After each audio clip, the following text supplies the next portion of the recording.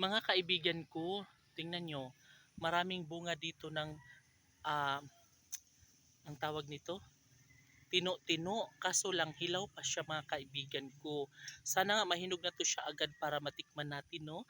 Alam nyo ba nung mga elementary days, oh my God, kain kami ng kain nito sa likod ng eskwelahan, sa daruhan, sa daanan, kasi kahit saan lang to tumutubo. Ito siya mga kaibigan ko, oh.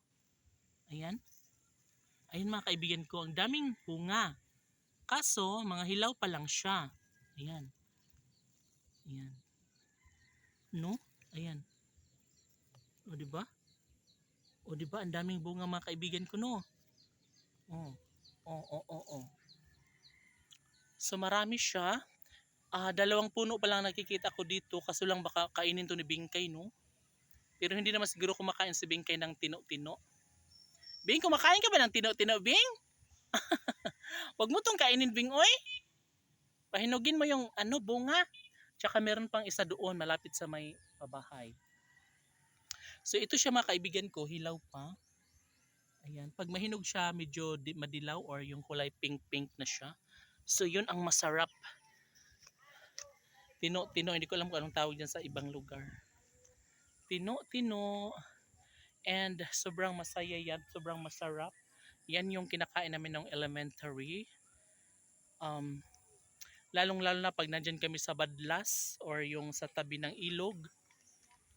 Pag nandyan kami sa Kamutian, marami ang tumutubo sa may Kamaisat, ganun. And syempre, mas marami pag nandoon talaga sa garden ng school dati.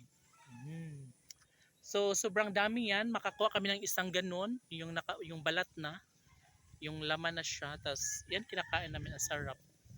Lalo na yung kulay pink, no, na kulay. Sobrang matamis and kanang yung tamis niya is malinamnam and syempre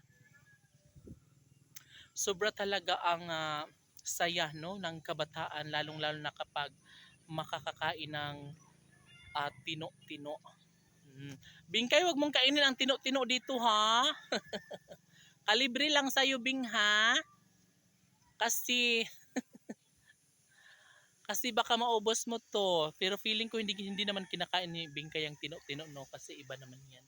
So, ayun naman yung alaga kong asong si Wayway, ay busy din siya sa kanyang paghanap buhay. Ano bang ginagawa mo dyan, Dong? Samantalang si Bingkay, mga kaibigan ko, ay super busy sa kakakain ng mga dahon. Ayan. Ayan si Bingkay. Diba? Kain ka lang dyan, Bing. Marami pa tayo dyan.